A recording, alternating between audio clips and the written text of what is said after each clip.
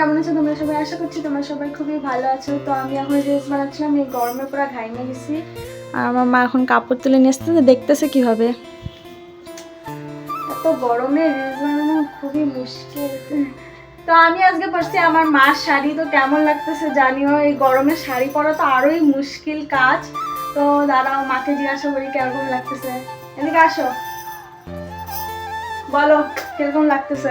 একদম beautiful beautiful লাগতেছে, সমুজ ভাইয়া। তো এখন আমার রিলস বানানো হয়ে গেছে, তো কমপ্লিট এমনিতেই। এখন শাড়িটা খুলবো। এত গরমে পুরো গরমে ঘাইমে গেছে, দেখতেই পারতেছো। আর এই যে একটা ফুল, এই ফুলটা নিয়ে আসলাম বাইরের থেকে উঠায়, তো এটা এখন ফেলে দিব। আর এখন আমি সন্ধ্যা দিব। তো আমি চেঞ্জ করে নিচ্ছি, এখন দেখো এখন একটু ঠিক লাগতেছে। এতক্ষণ ধরে এত গরম লাগছিল যে থাকা যাচ্ছিল না। তো এখন আমি দিব সন্ধ্যা। আমার মা ম্যাগি বানাইছে। গরমের মধ্যে কি কেউ ম্যাগি খায় বলো? কিন্তু আমার মা এখন ম্যাগি বানিয়েছে, আমি কি করবো, ফেলেও দিতে পারবো না, তাই এখন ম্যাগি খাবো। আর এই ফ্যানটার আওয়াজ এত জোরে যে কিছু বলতেই পারি না, মানে কিছু শোনাই যায় না, রাগ উঠে যায় আমার। কি করবো, একটা ফ্যানও কিনতে পারি না জানো। এই যে একটা ফ্যান, এই ফ্যানটা আমার রাগ ধরে যায়। এই ফ্যানটার আওয়াজটাই এত না, আমার মাথা খারাপ হয়ে যায়। পয়সা দে, আমি আগে ইনকাম করে নিই, তারপর ঠিকই পয়সা দিব, তাই না বলো? কোথার থেকে? আমি কাজ করবো তারপরে তো চাকরি করবো। আমি কলেজটা কমপ্লিট করি তারপরে তো কবে বলে যবে শেষ হবে তারপরে তো। কবে শেষ হবে? দেখা যাক কবে শেষ হয়।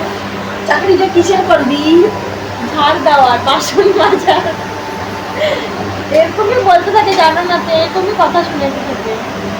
তো চলো খাইনি এখন। তো রাত্রের খাবারটা আমি বানাচ্ছি। দেখো ডিমের সবজি, আর এখানে আমার ভাত হয়ে গেছে।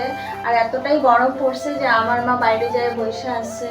দেখাচ্ছি আমার মা বাইরে কোথায় বসে আছে।